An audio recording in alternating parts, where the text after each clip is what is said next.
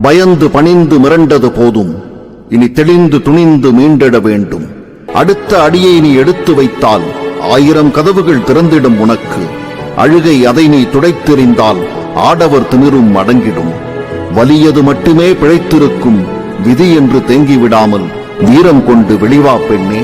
வணக்கம், நீங்கள் இணைந்திருப்பது தமிழசமின் உலக செய்திகளோடு. செய்திகளுக்காக நான் அபினா ஜெயகாந்தன். எல்லா புகழும் ஒருவன் ஒருவனுக்கே, நீ நதி போல ஓடிக்கொண்டீரு.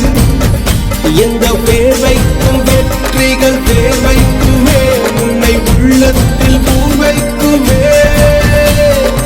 எல்லா புகழும் ஒருவன் ஒருவனுக்கே, நீ நதி போல ஓடிக்கொண்டீரு.